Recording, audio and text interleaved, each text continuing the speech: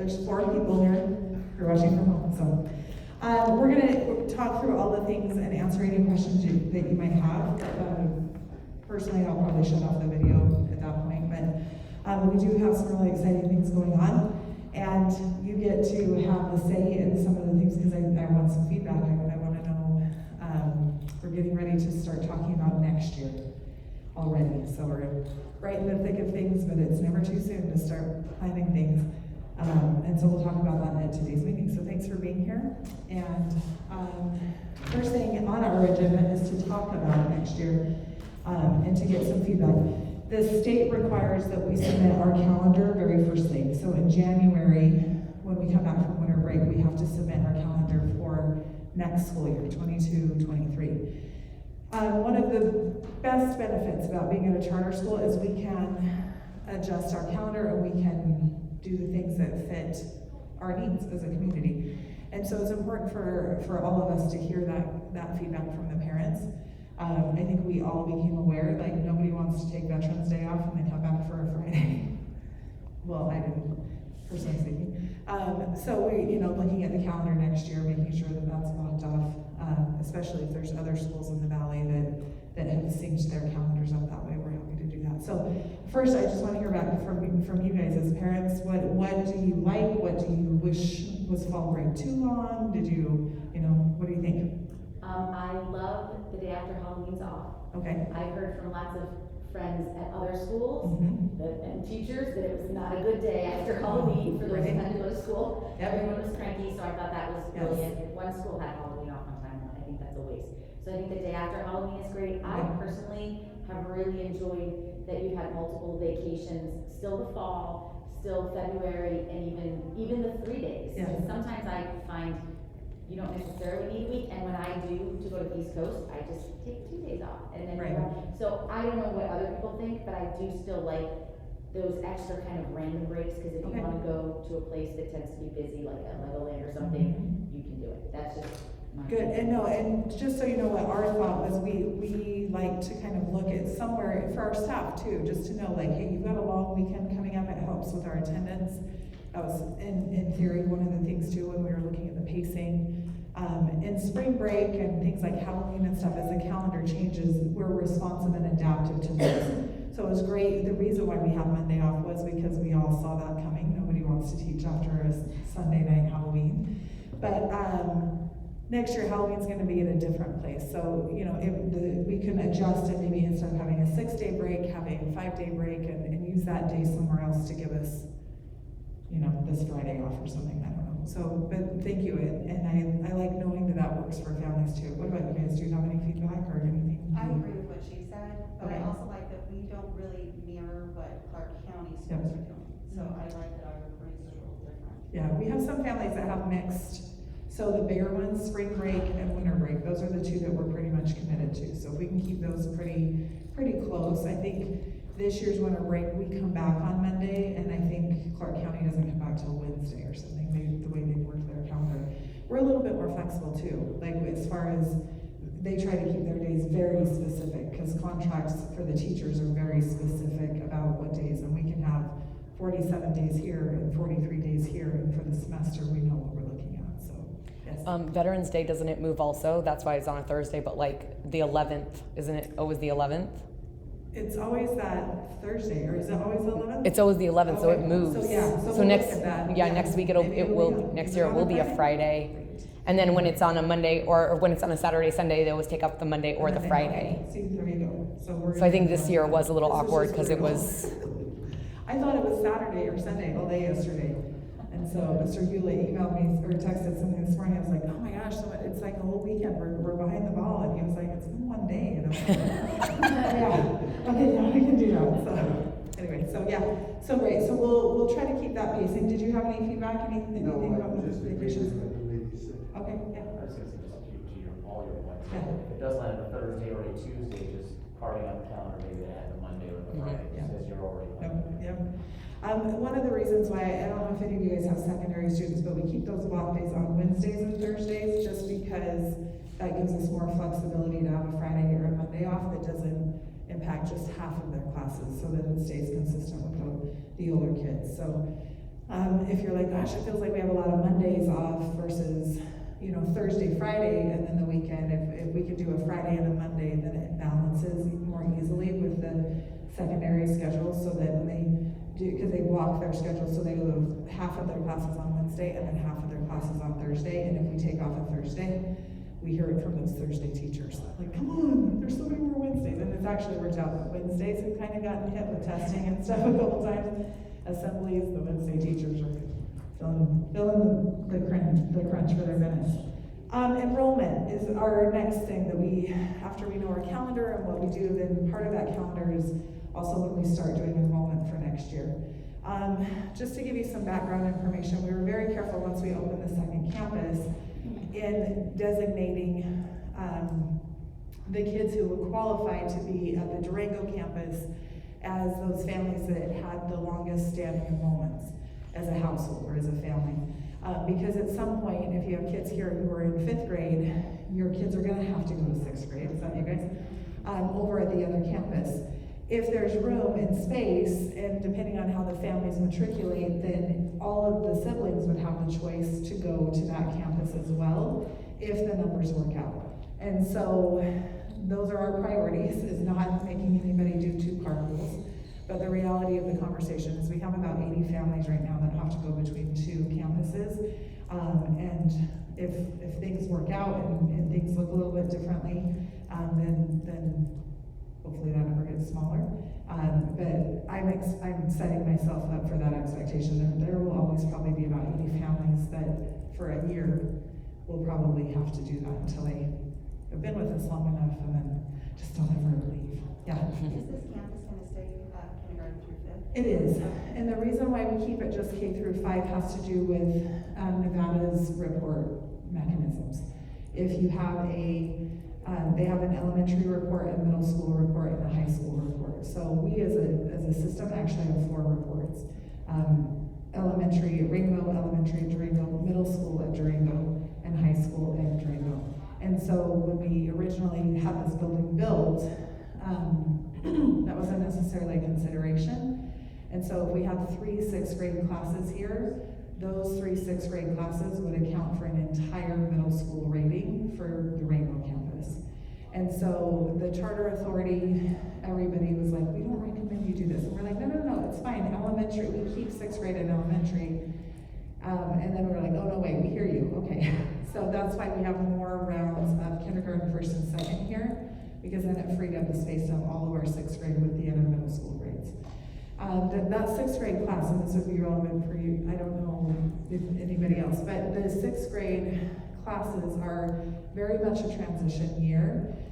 The standards that they have to meet are middle school standards, but we keep them in the elementary house. There's just a big difference in maturity between a 6th grader and an 8th grader. And so we want to kind of help them get ready for those things. And we're talking about, I can't remember what the passes are called. That's off. Do I need to remember? No, it's on. Okay. We're talking about different ways to help our 6th graders this year transition is just part of our program and to help them get ready for 7th grade. But there will be a transition night several different times for different grade levels as they level up, as the song says. Level up. Okay. What feedback as far as the process? You've all enrolled before, and we do it digitally. We send out the email. If you want to come back, please let us know. That essentially, your enrollment is yours until you leave, and then it's not. So it's just a kind of an RSVP, because there are some families that know they're either moving or they don't want to continue in the system, and so if that's the case, it helps us know how many seats we have to offer. So just amongst your friends, just let them know, hey, this is really important. If you want to go ahead and say, yes, I'm coming back, that helps us. The sooner the better. That is probably, I will admit, the most frustrating part as admin is we're just waiting for those numbers to come through so we can open it up and know where we want to get our seats. The sooner we can do that, of course, we know what we can plan on as far as budget and teachers and hiring and making sure that we can be fully staffed earlier is really critical, especially right now in the whole nation, but especially in Nevada. There's a critical teacher shortage, and so Our human resources department, we really want to be on the front side of that. We ask our teachers if they're returning, and hopefully they all come back, and so we don't have to worry about any of that. But we also want the chance to pick the cream of the crop, to go out there and solicit and get really good, strong teachers in our building. So that's all really dependent on the responses we get from parents as quickly as possible. So any word you can put out there in the community to kind of help us, check your email just for this one. This is one we really want to respond to quickly. So that's all coming up. So at the beginning of the year in January, just want to make sure we're doing that, and it gives us some time too to get feedback. So if you think of anything, or you're talking to any other parents and they're like, you know what, I really, really wish we had a longer Thanksgiving break, or whatever the case may be, then let us know, because now's the time to have those conversations. Once we put the calendar out and it gets approved, it's really hard for us to go back and change that. We have to do it all the way through the state. So, okay, Coach Cooper is going to come talk just a little bit about athletics, but he's not here. So let me just give you a report on Archer Fest. We collected just under $35,000, a little bit over $34,000 from our parents in our community. It's amazing. I was so touched and overwhelmed, and just this is the best place to be. Like, look at how much the kids had a great time. We tried some different things that we thought worked really well. Expanding into the parking lot so there was more space. I think it was really good that we did that, and then we packed even that space. So we're talking about next year, accommodations that we need to make sure we have all the room necessary. But that money is going right back to the kids. So our PE and our PE staff for elementary and admin, we're looking at making sure that we have enough balls so that the grade classroom can have a set of balls when they go outside, so we're never short of recess balls. And then musical instruments are performing arts. So in secondary, that would be any of our dance classes, our music classes, or our theater department. They're putting in just requests.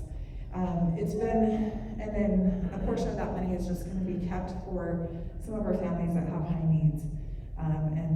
And we're able to help them or address things that come up for the kids, as far as making sure they have their uniform or meals or things like that we want to be able to help. And again, that's all of our families contributing, which I really love. When we're able to help a little kid with a pair of shoes or something, it really comes from their classmates and things. So we're really grateful for that. And then the bigger portion of money is going right back to clubs and activities, K through 12. So we have a lot of those kids working those booths, so that they could use some of that money for their different teams or their different sports. So our dance team is actually on a trip right now, and so the portion of that money helped to scholarship some of their money so that they could afford to go and compete in a ballroom dance competition. So thank you for that. Thank you for coming if you came. Thank you for sending water. Just so you know, we will be very hydrated for the rest of the year. Those waters will continue to go on to be used at all school events. So when we've had parent-teacher conferences, sometimes it gets a little emotional, and we're always, and now we have extra water. But not that we were ever short on water bottles, but I'm starting to recognize those little things like, oh look, we've got water. Okay, here's a bottle of water, Mom. And we've got the fun run coming, and so all of the extra snacks and candy that was donated is being repurposed in our snack shack. And thank yous to the teachers, or incentives for the kids, because nothing goes to waste. Waste not, want not. So the teachers, I will tell you, there were full-size candy bars that were given every time they come in my office. I'm like, do you want a candy bar? And they're like, oh my gosh, yes, thank you so much. And I was like, hey, this is from the families. Like, they love you, and just thank you for being here. And so that part's been really great too. So any questions about Archer Fest? Any feedback that you want to give us as far as things that we could do to be better? Other than building like a 5-story parking garage or something? Can't really do that, but. Maybe more handicap parking. Okay. Okay. Awesome. Okay, yeah. I'm actually write that down. I got it. And maybe we can reserve that whole front parking lot for handicap, handicap, yeah. because I don't think we use that really. No. Yeah. No, and then they can just come in. Yep. Okay, the next item, I want to talk about Archer Academy. Archer Academy is an after-school program. Yes. Just something real quick, if I wanna donate like water and snacks. Yeah. Can I just, if I do a run to Costco or someplace, pick up a bunch and Drop it off. to the main office and Yeah. have somebody take it out of my car? Yeah, just come, let us know, we'll call one of our operations staff, they'll come and take it out, and then we'll give it to whoever's needing it most immediately, so. We also count donations as volunteer hours. Yeah. So we keep track of those, and they'll write your name down, and we'll add you to our the volunteer numbered list. Because that's how we get a lot of our raffles too. We supply volunteer time. Like that's how we got the Disneyland tickets. We tell them we have this many volunteers and this many volunteer time, and they donate a certain amount for our raffle. So yeah, anytime you volunteer or donate something, we'll count that towards volunteer hours. Okay. There's other, we use that volunteer time, it's not compulsory, we don't ever kick out a kid if the parent can't come and volunteer or donate something. But we do track all of that because there are other companies in business that want to know that we have an investment before they kind of give us some extra things too, which I can appreciate. That was probably the most touching part. Every day before Archer Fest, cases of water were just getting unloaded, and just parents dropping off like, hey, I just did my Costco run, here's our donation, and I was like, this is so amazing. I'd walk around every corner, I'm like, oh my gosh, there's more water. Anyway, it was really, really great, anyway, it was just really fantastic. Our Archer Academy has been equally successful. We've got about 200 kids that we've identified. About 180 are coming right now, K through 12, to get back up on their feet academically. And so after school, our teachers have done a really good job to not just work with them academically, but socially and emotionally. There's some good solid playtime. We get them have a snack for that, so food donations for that would be really great. And they just are able to come in and they spend a couple extra hours with the teacher, and it's been really, really helpful for those kids. I'm really excited to get our next MAP scores back to see how much that needle has moved and how much growth they've made. And I'm hopeful that will continue to do that, to do what we intended for it to do. We've got more students that we're going to start inviting because some students who qualify aren't interested in coming. And then after MAP testing, we'll be able to kind of reevaluate. If there's kids who just crushed it and they're back up to grade level, then they don't necessarily have to keep coming, and that would open up a spot for somebody, another student who might need the help or has been struggling coming back for different reasons. So that's been really, really great, and the teachers report back that it's been helpful. For our high school students, we've got about 60 kids that after COVID were credit deficient, meaning they weren't on track to graduate because they hadn't passed their classes. So we're able to get them in a credit retrieval class after school, and they're really starting to make a lot of headway on that. So we're really excited to get them right back on track and have them graduate just like they planned. So, any questions about that? All right, that's Archer Academy. I'm gonna have Coach Cooper come up and speak to you just a little bit about what's going on. You get to stand right here, Coach Cooper, because we're on camera for later.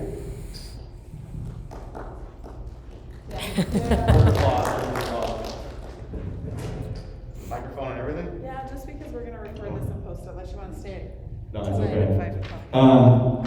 We are just finishing up all of our fall sports in the athletic department. We had 181 kids play a fall sport this year. We have 2 teams still playing. Our middle school JV girls volleyball team won their playoff game Thursday night, so they have their second round game on Saturday. And then our elementary school competitive volleyball team has their first round playoff game on Saturday as well. So we hope they can keep going, but besides that, all of our fall sports have finished.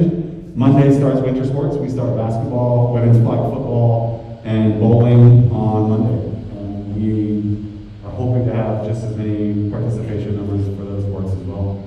And then after that, springtime with boys volleyball and track and field. Great. Any questions about athletics? Questions in terms of volunteer hours. Sometimes tough for me, except for today, to be able to attend these special meetings and just volunteer in general. So I would try to volunteer when you're with the parents to do line judge for my daughter was on the middle school volleyball team. Right. I'm not sure if that counts or not. But Yep. Yeah. Regardless, I love doing it. Yes, So. yes. Yeah, the volleyball, we always need line judges whenever there's volleyball games. Yeah, at the high school level, we generally will have JV girls line judge the varsity game and varsity girls line judge the JV game. But at the elementary, middle school level, it has to be a parent. So if you've been doing that, yeah, count those hours.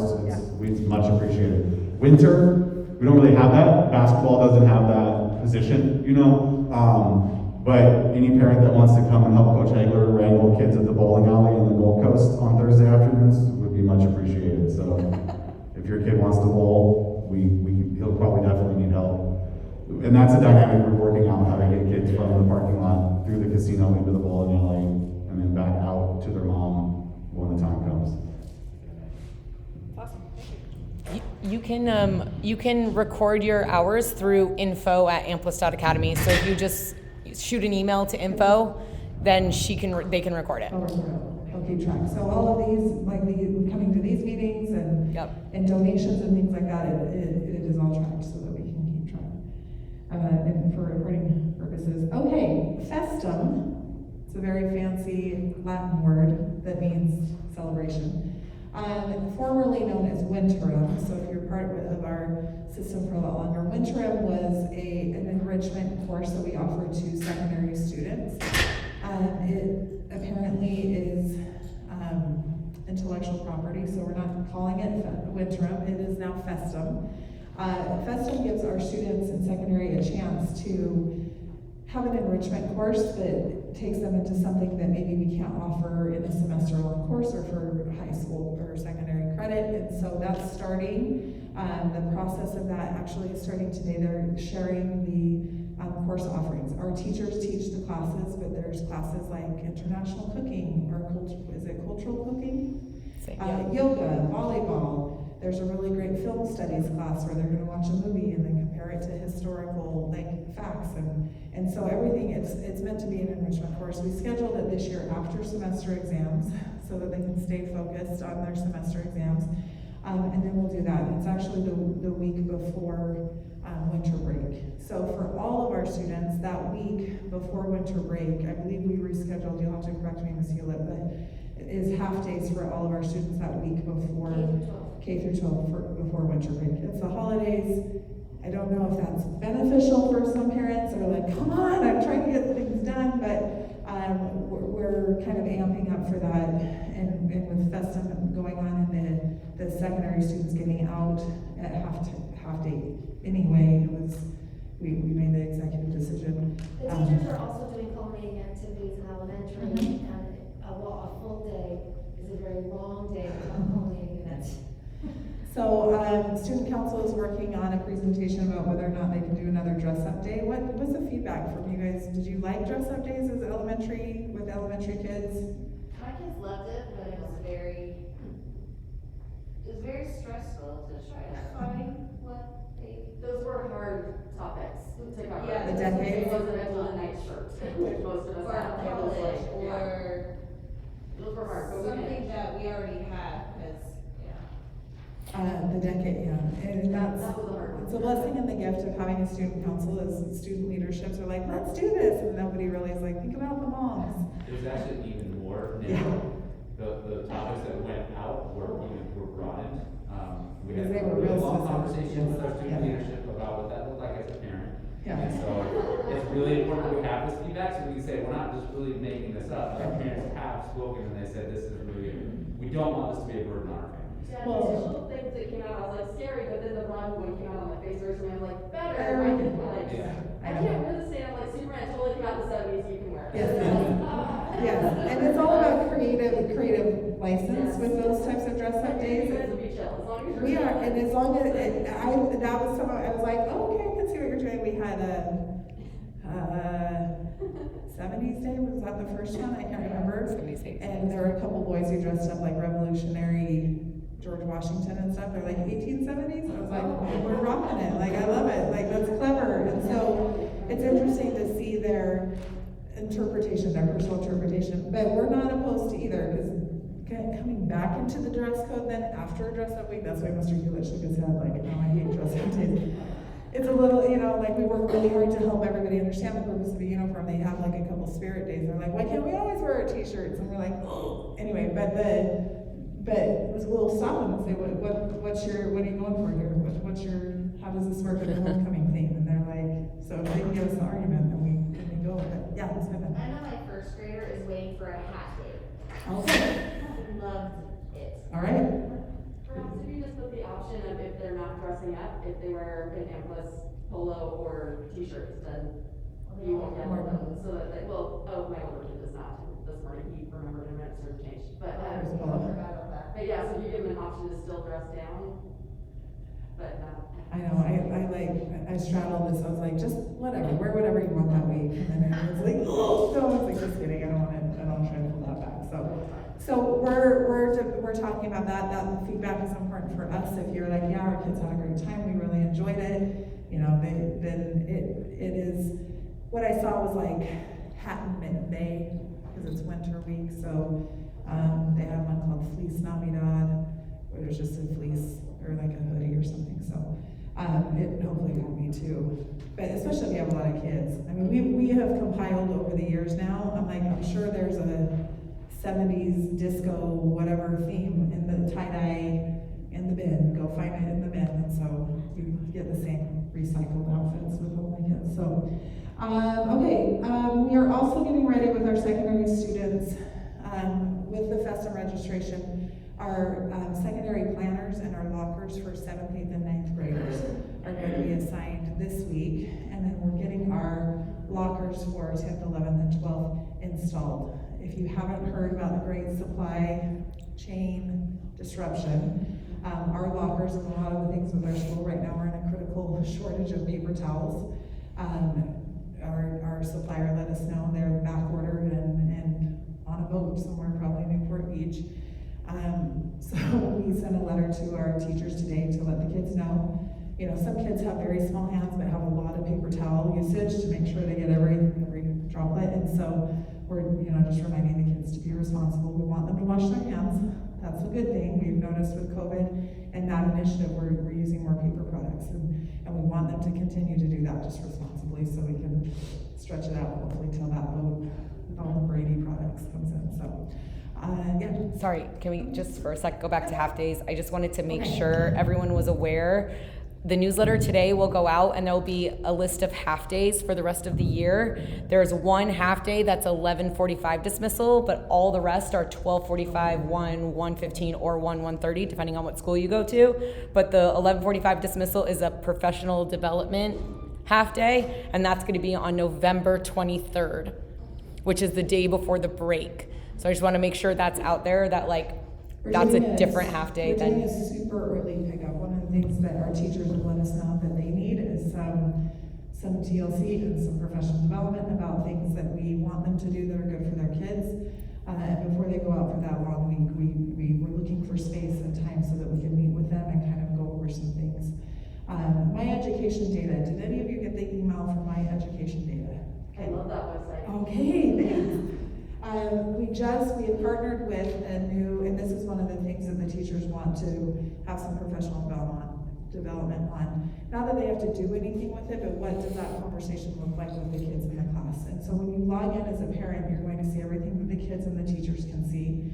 There's a chance, it takes straight from Infinite Campus. So if you have trauma with Infinite Campus, like some parents do, like I just don't want to look at it. This is kind of a very friendly, I think it's friendly, maybe it's more colorful, I don't know, but it lines up and lets you know like where the critical points are, those are in red. If the kids are really successful, it's in blue, and it color codes with the SBAC so that you can kind of see where your kids, how they're performing in comparison to other kids at their same grade level.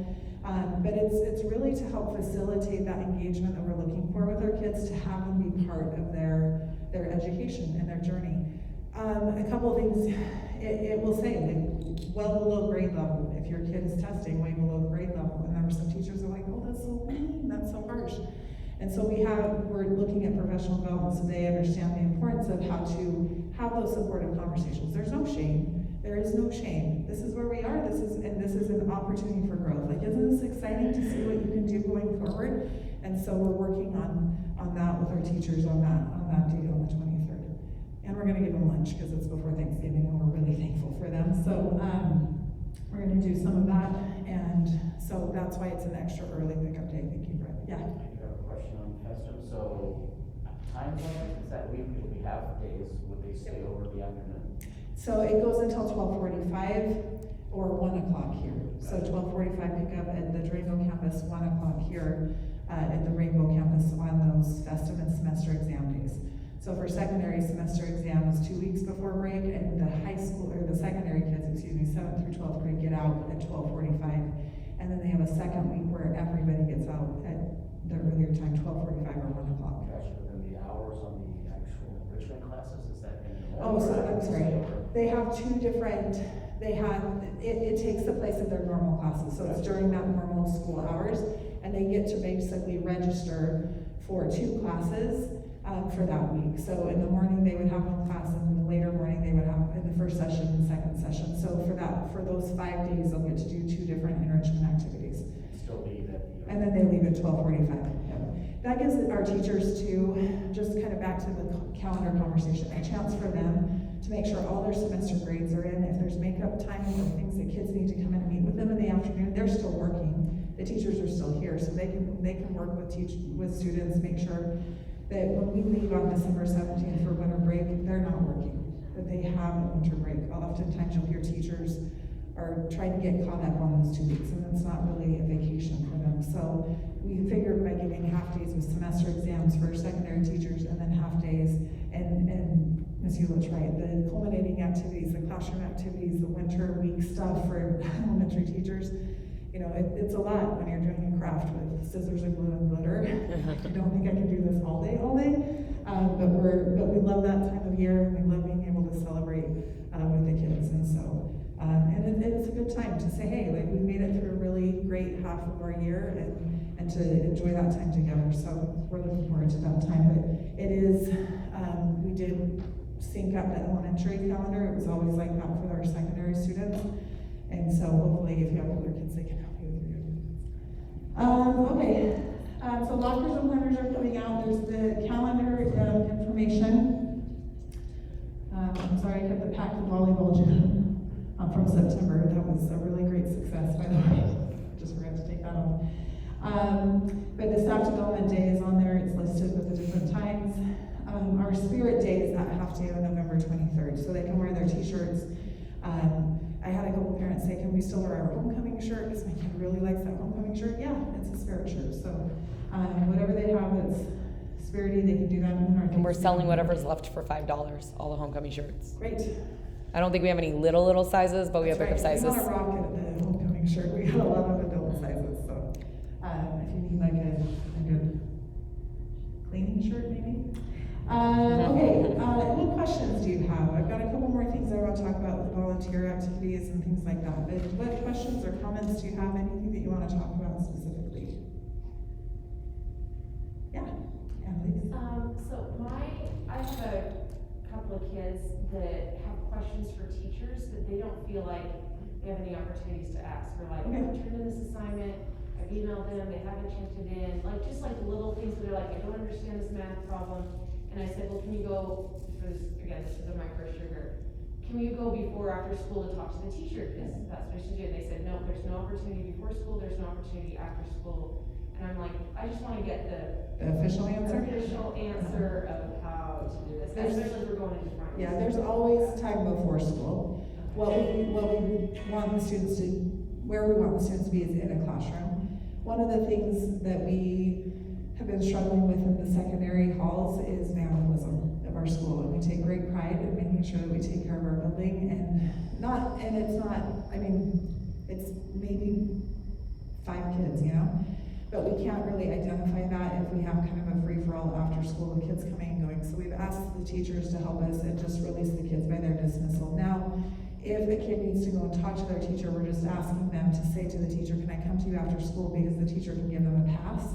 And then that kid basically has a ticket to be out. Because if you have a third dismissal especially, you're not getting released till like 3:10. That's 25 minutes that you can go talk to your teacher. And we're 100% okay with that. They just have to initiate that conversation when they're in the class with the teacher, so we don't have kids that are unsupervised. Ideally, it's in the morning it's not, kids are coming and going and they're kind of taking care of business. It's a very active part of their day. By the afternoon, it's like, I need to go talk to my teacher, which also looks like the girl you've been talking to at lunch as you meet up by the bathroom.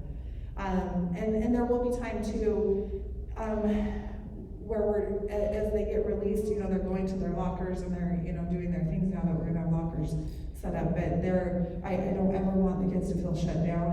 It's kind of like, they're such nice kids. I mean, that's not ever a problem, but they're like, I don't wanna be pushy, and it's like, you're not, just, you know, advocate for yourself, you're okay. So that before and after school is definitely available. They just need to know if it's after school, they have a ticket, but before school, they can always go to the teacher they need to, and then they're not loitering in the halls, which is what we're trying to avoid. Also, if they are gonna stay after school, make sure they let you know, so you can come later in carpool, so Oh, they're yeah. not sitting in carpool waiting and making you stand in carpool longer. Right. It's all about me. Yeah, it's good. Do the students, or secondary especially, do they know about these tickets? Because I know my daughter, I've been telling her to go to Latin, to do corrections a lot. It's a struggle right now. And I don't know if she knows about a ticket, but. So they're passes, they look like a ticket, but they're just little passes. So we restarted just this week the procedure where the kids stay in their class till their dismissal time. Ideally, that's what's been happening. We just put a little bit more onus and responsibility with the teachers, because there were half of the class that were leaving saying, I need to go talk to this teacher. And I'm here to tell you, even if you said, go do your Latin corrections, not that your daughter is this kid, but they would be like, I'm gonna go do my Latin corrections, and then they're, again, talking to the kid that they've been hitting on him during lunch, so. We're also trying to be respectful of the teacher's time. Right. The teachers have assignments that they've been given, and they may not be in their classroom. So if a student thinks that, I'm just gonna go talk to my math teacher, Right. math teacher might not even be in there unless they plan to meet with them. We also, We said it in the morning announcements though, so the kids do know, and every first period teacher did let their students know that this was the procedure from now on. Do they get the ticket from the teacher they're going to talk to? Yep. So like during her Latin class, she should say, hey, Mr. Evans, I would like to come after school to do my corrections, and he will write her a pass and give it to her, and she'll just have to show that to her 8th period teacher. I hope she remembers. Email her. Coincidentally, I don't know if it was coincidence, because I'm here on Monday, or, it was Tuesday, I don't remember what day, Tuesday.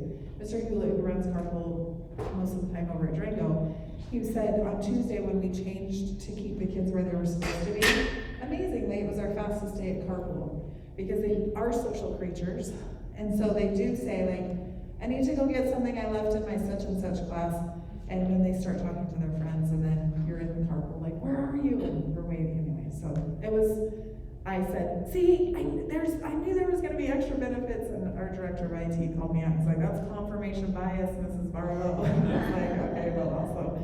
And for what it's worth, we have a lot less graffiti this week than we had in our bathrooms. And so the inappropriate images and words and things that were getting scratched and scrawled all over our bathrooms have also not been happening. So that's not confirmation bias, that's actual data and facts. Okay. That's a great question though, Annalise, thank you. Any other questions? Yeah? So I've noticed in the last couple of years that communication with parents has dropped off, and I'm sure a lot of parents didn't love all the emails. Like, I get 3 copies of everything, but it's cool, I just delete 2, it's fine. Okay. But like, things like that with the policy change with our kids, some of us are very responsible, and if you told us that, also, I know they're high schoolers, and for some of us, they're 8th graders, and it's still a bit of a, oh my gosh, will you just be responsible, you're in 8th grade. But if we knew that, then it'd be a lot easier on you guys, because then when our kid comes home and goes, oh, I can't meet the teacher, we know what they're supposed to do, and go, you know you're supposed to go to the teacher, get it, and then go after school. Right. So like, Okay, and sometimes with policy changes like that, instead of, because the newsletter is just full of a whole bunch of stuff, and it's real pretty, but it is not the easiest way to get the information. Okay. It's just not, like, you have to read through it so carefully, like, oh, did I read this section, and what about over here, and down here? So we do use the newsletters to disseminate that important information, because otherwise it would probably be about 20 emails a day that we would send. And while the feedback is also just as strong the other way, like, stop sending my emails. If you get an email from us or a text, then we know, like, this is a high priority, we need this to bump up your thing. We're also, with secondary students, I hear you, and you're right, I want that loop closed so that's always what I'd say, just so we're all on the same page, like, this is a thing. Because kids are also really, when you say you've got to go go make your Latin corrections? Why haven't you done that? It's really easy for a teacher to say, or for the kid to say, well, my teacher wouldn't let me go. Never mind the fact that I was super engaged in this conversation with my kid in my math class, so I didn't want to go do my Latin corrections. I forgot to mention that part. So we know that that's part of the thing, and so we can, if you have kids in the different grade levels, we do try to keep that in the sections with the different, so that you can know if you have secondary students versus elementary, there's some pages that you can kind of skip over. But it wasn't really a policy change. It has been the policy to stay in your class and not come out of your classroom until dismissal, and then the kids can always access their teachers before and after time they just need to communicate that with their teachers so that they know and they're expecting them. And I feel like that was communicated clearly to the parents, so we're just kind of winging it and being like, I don't know who talked to them before school. Do you, like, Yeah, no, I hear you. No, I hear you. I totally hear you. Yep. Yep. We can encourage them. Yep. And we can put that more explicitly in the newsletter, and we are very conscientious. I hear that about the emails, and so we can push more emails out, and then we're gonna. I think the problem with emails is then people stop reading them, so that when we do want to send out something important, that's when we send out the email. So it is really tricky. Do you think it would be easier for the newsletter if it was not all in separate spaces and it was just lines? Because that's what we did before, but then I feel like people didn't read it either. So I felt like maybe if it was separated, people could say, oh, I don't need to read this section, let me just read this. I don't know, like, we're open to suggestion. It's just, you know. I am the type of parent that will go to the website when you say it, but a lot of stuff you tell me is on the website is not on the website. Like kindergarten entrance date getting changed, I did not know that until recently. That would be cool to find that on your website instead of having to email the school and wait a week to get it back and then figure out what we're doing for kindergarten. Are you talking about for next year? Yeah. That'll come out. She will not make it, and now I gotta figure out my life, and that's fine, but like, I had no idea. I don't even know what you're talking about. It's because we haven't talked about next year's enrollment yet, so that stuff will be on the website when it's time appropriate to be on the Some of website. us are planners and it's always. I get it. I get it. But if you can just put some of that stuff on the website where it's like, hey, like, the school's correction policy is not universal. We've heard a universal policy, but it is not universally enacted. With the teachers, you're saying? Yeah, we will not get into that, but like, if that could be on the website. Is it in the news, or is it in the parent-student handbook? Because if it is, yeah, then I would read that and then send that to the teacher. Like, this is the policy on the parent-student handbook. Which is on the website. I'll try that again, but. There's 10,000 people that we cater to. Yeah. So between the 2,300 students and their parents and step-parents and grandparents and guardians and things like that, it's 10,000 people. So obviously communicating with that kind of community is really, really valuable and important to us.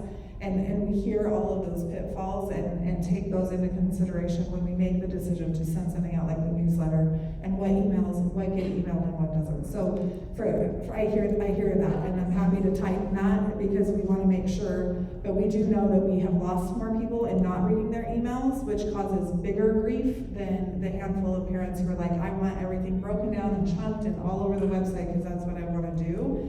We have to kind of, just form better, connections. So it's like, hey, just give me a call and we can talk it through and stuff like that. Yeah, Lisa, and then Just a thought, with that volunteer picture thing that you did, when the picture retakes were done, Yep.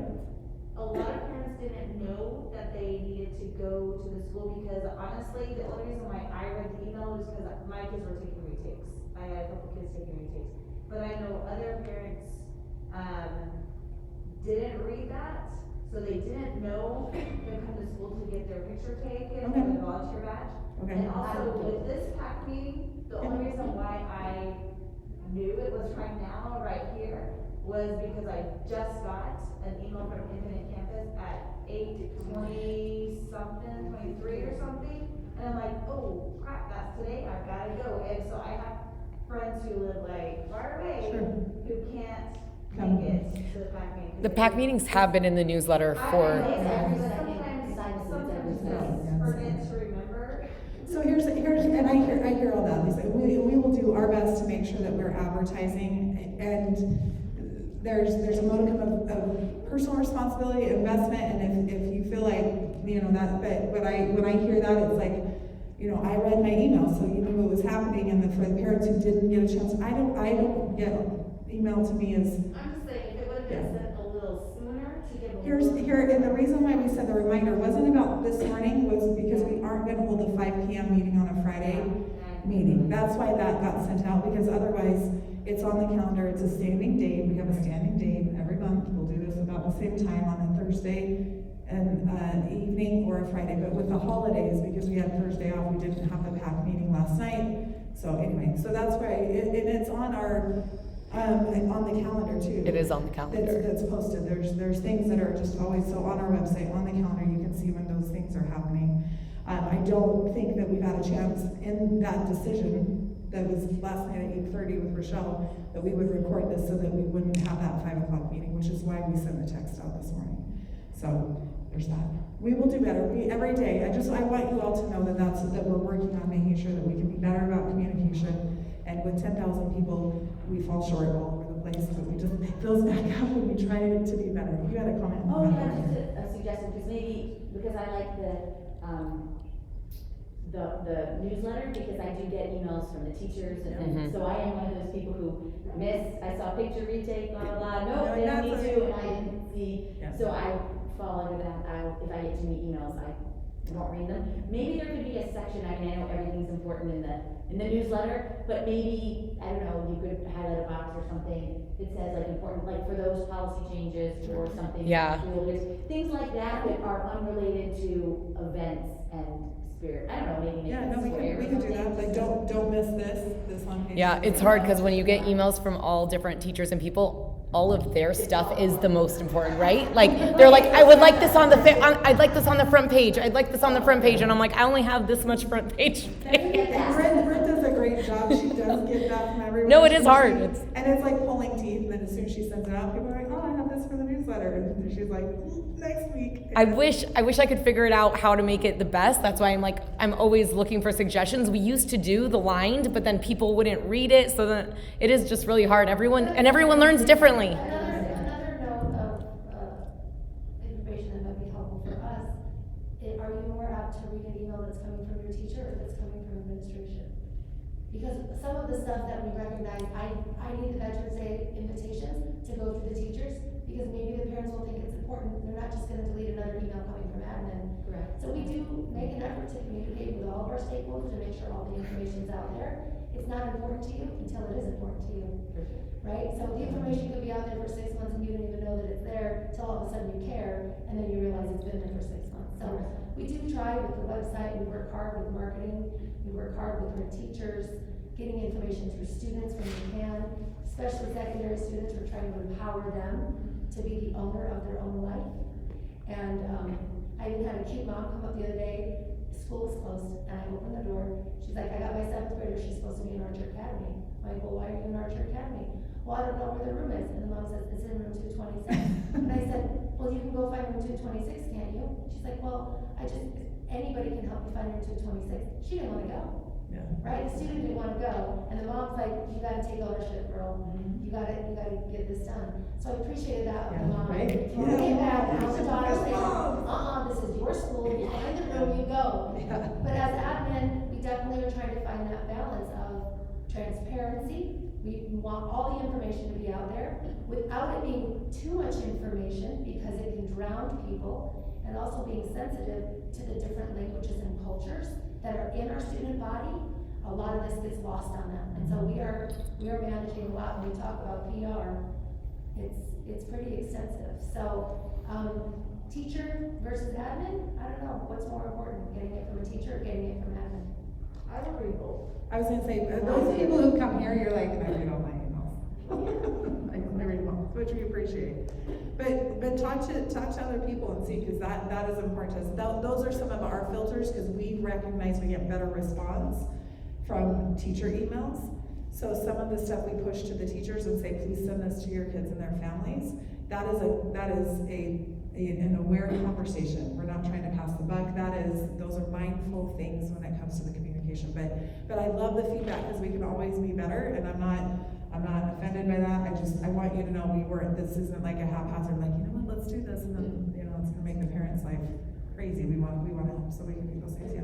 It's very specific with the volunteer and retake email. If it said volunteer and retake in the subject, I think people would have been like, oh, that applies to me. I didn't look. And that was we added that in. We shouldn't have even added it in, honestly. It wasn't like a priority for volunteer retakes because we are doing a separate day. There had been some parents who asked, so we thought, oh, if anyone wanted to, they can come, let's just put it in. So that was, you're right, that wasn't communicated, but also because it was like, we're gonna have a totally separate volunteer thing, but if people had asked, we're like, oh, because we told them, look, we had told those specific people, look for the retake information, we'll probably put it in there somewhere. Yeah, see, I was one of those that knew, so I looked. Right. I see volunteer, that is. Yeah. Right.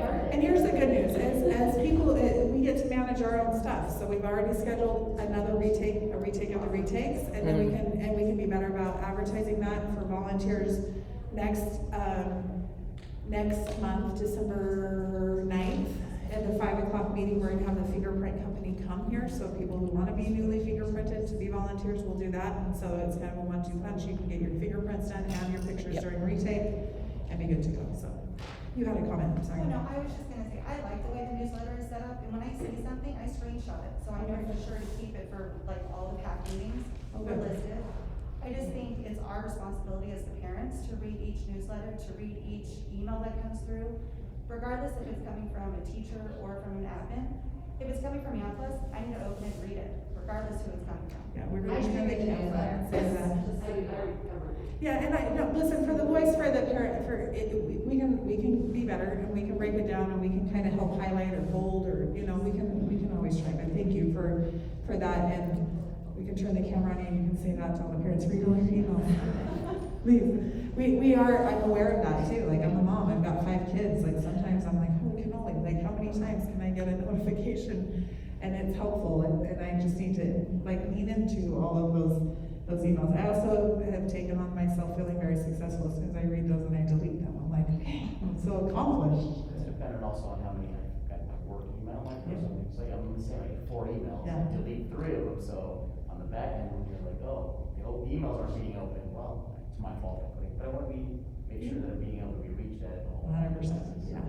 And for those of you who have multiple kids too, it's like, oh, here's all this information. Listen, I do the newsletter, and sometimes I don't even read it all. Sometimes I ask Coach Cooper, hey, when does bowling start? And he's like, it's in the newsletter. I'm like, I didn't read it, I just copy and pasted it. We're all just doing our best, and if all of us just try every day to just be a little bit better, I think we're gonna, we can continue with the momentum. So I'm grateful for that. Thank you for the feedback, it's really helpful. Okay, there's a couple things. Ingenium, which is our character development classes. This is kind of a fun, this is a hallmark of what we get to do at our school. As part of a classical education school, character development is a vital part of that education. We have to talk about what is good for society and what is not. Like, that's all in that classical education philosophy of school. So we have an ingenium class, another fun Latin word, and that talks about character and character development. The part of that class includes an etiquette and a dance class, mostly to help the kids with social skills, not because we think that your life is not going to be fulfilled if you don't learn the waltz, but also you learn how to interact with people and get comfortable in spaces. There's an etiquette component to that, so maybe at your dinner table, if you have secondary kids, you've noticed, I don't know, that they're trying to cut things better and like to learn how to use which proper fork and things like that. So the teachers have been working with the etiquette lessons. They've been doing dance lessons from the whole time. But part of their semester exam is going to basically be a demonstration of that, and we need parent volunteers. So that's the first thing. It's a really fun thing, even if you don't have secondary kids, to come in and be with the older kids and watch them like try to cut a donut in just the precise way so that they have, not get crumbs all over themselves and not like saw it in half, like go through the table. But we need eyes to be able to evaluate them. And it's not gonna make or break them. They're still gonna get to go to college and have successful lives if they don't, if they get a 1 instead of a 5 on their category. Some kids are just gonna pick it up and eat it, and we need eyes to be like, bro, I know you were hungry and that donut was good, but we gotta, the whole lesson was edible. So if you'd like to volunteer for that, please email Viv Garner. Her email's right there on the agenda, vgarner@amplus.academy. We've got different classes coming in during that week of semester exams. And so if you have a morning off and you wanna come see some really great kids, try to do some things that they're a little bit uncomfortable with, but getting better at, then come and help us with that.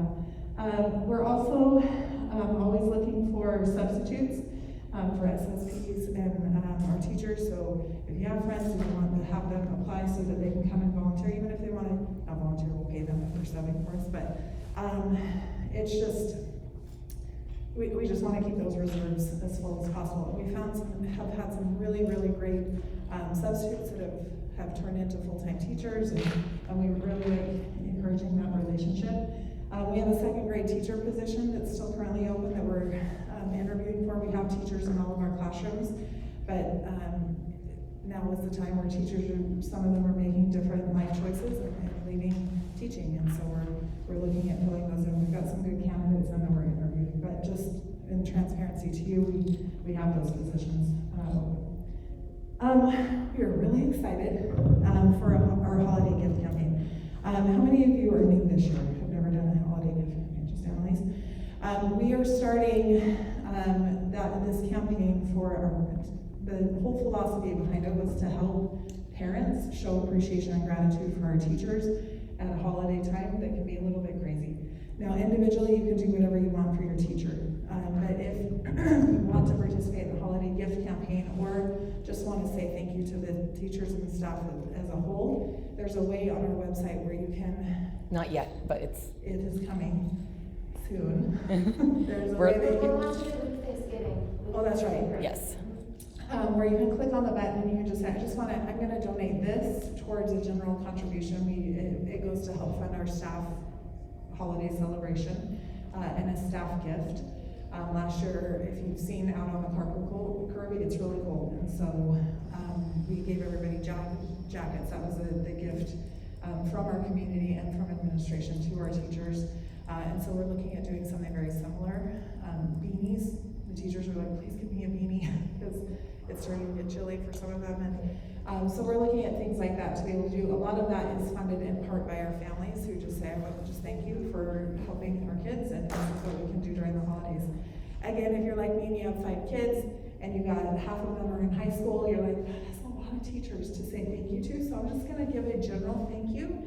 And then those points are, the dollars are translated into a point system or a voucher, and the teacher can get so many points that accrue towards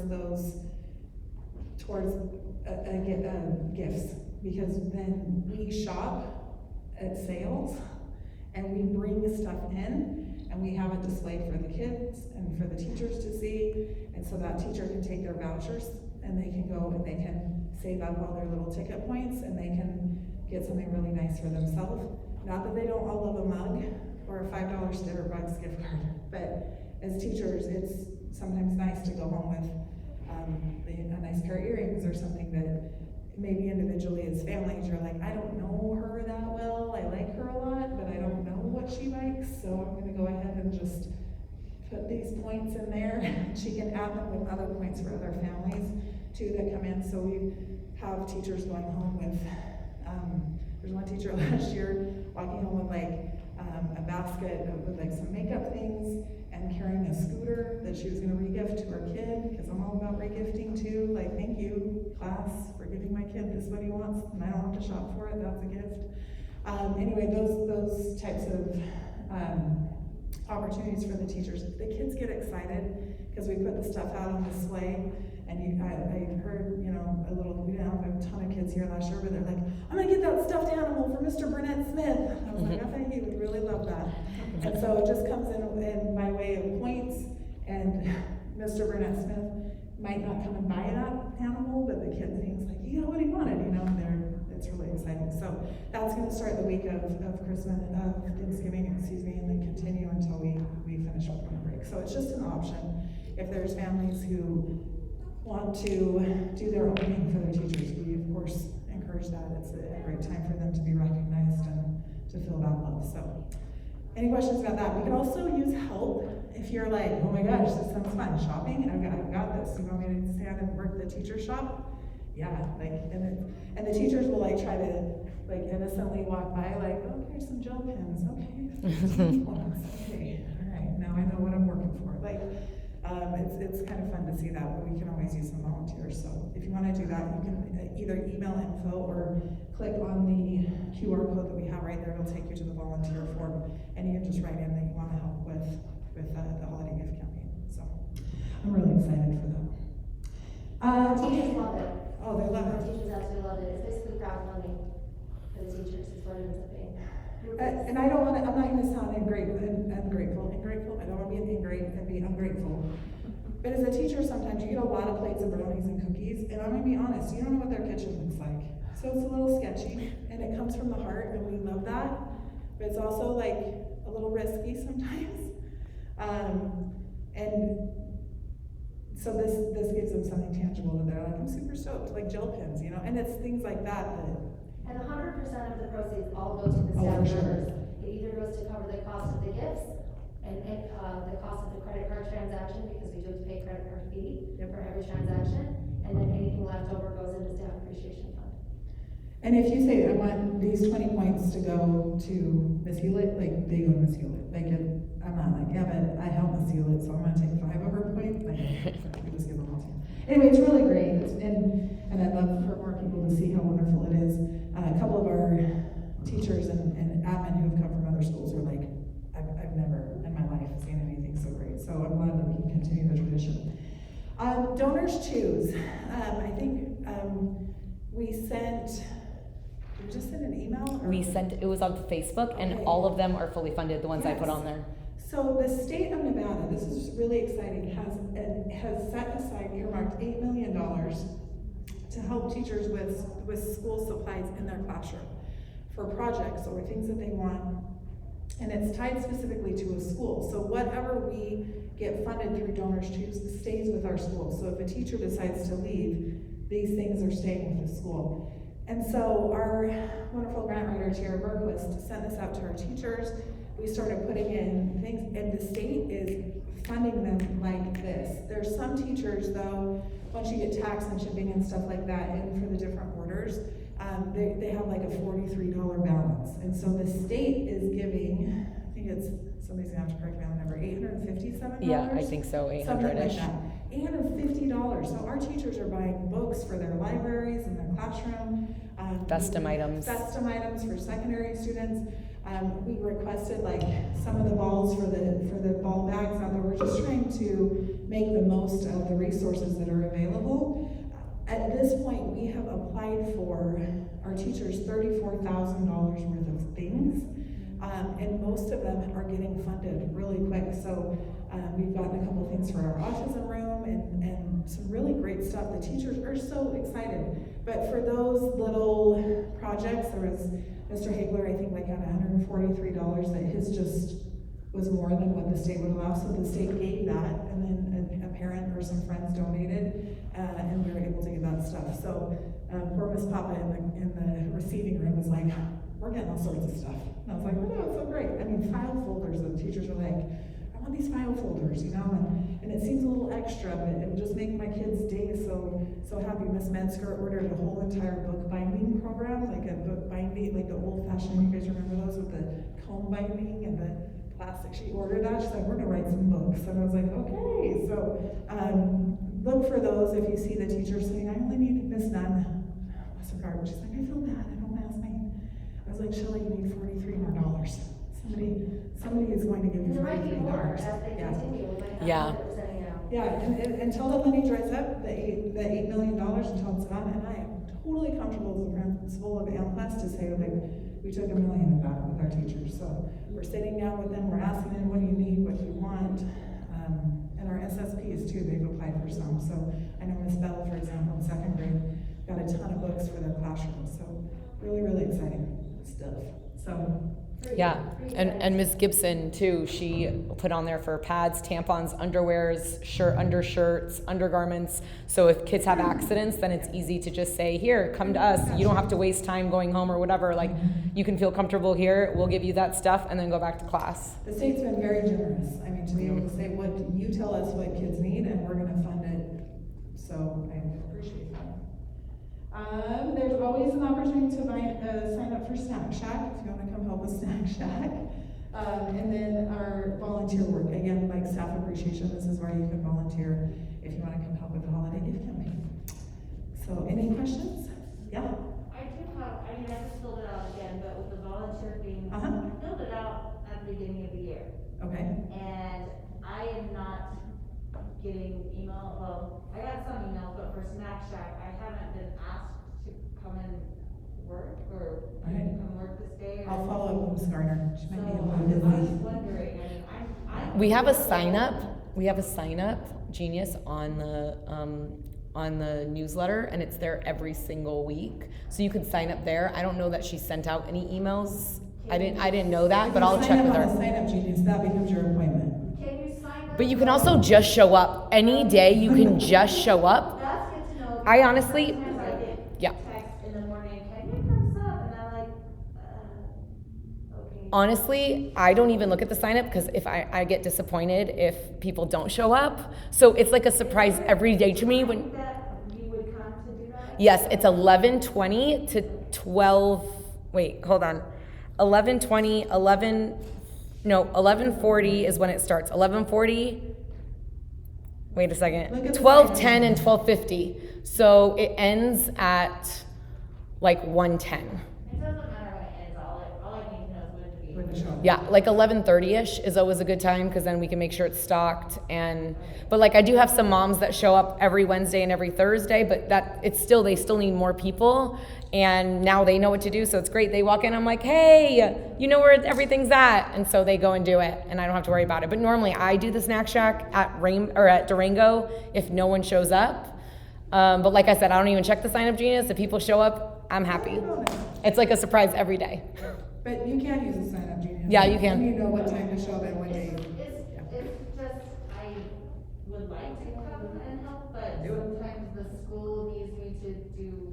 Yes. Yeah, and those are the same phone calls we get at 5 in the morning. I'm not coming to work. Oh, okay, let's try to get it. Yeah, so anytime you want to volunteer, normally if you come at 11:30 for elementary, then you stay till like 1-ish, and then What's the seventh and eighth grade time? 7th and 8th grade time, well, so it's different on different days. So like Monday, Tuesday, and, That's not bad, actually. okay. Yeah. For volunteer, what would be the next step? For instance, I did had my fingerprints in October, but I only just handed in all the The forms in packet. that. Okay, so we just need to get your picture, and then once the background comes, we print your card and you're good to go. Okay, and that was last month, so maybe, so who do I follow up with, the same email, Garner? No, me. Oh, okay. Me, basically. The different secretaries for the different offices, so do your kids go here? Yes. So I'll work with Kim and just find out, because once we get that clearance information, it comes through HR as far as the fingerprints, but they're very much like, here's your information. So it'll come through, Miss Kamens will contact you and say, hey, we have your stuff, we need to get your picture. And it doesn't have to be when we do picture day. We can come and have you stand in front of the blue thing and take your picture and then print your card, so. I'll follow. Yeah, yep, for sure. Okay, you guys are wonderful. Thank you so much for being here, and follow up on any other questions that you have. We will be here next December, just in a few weeks, actually, December 10th, and we'll be here before you know it. Whew. But I appreciate you all and your comments, and are so helpful. And thank you for sharing your kids with us.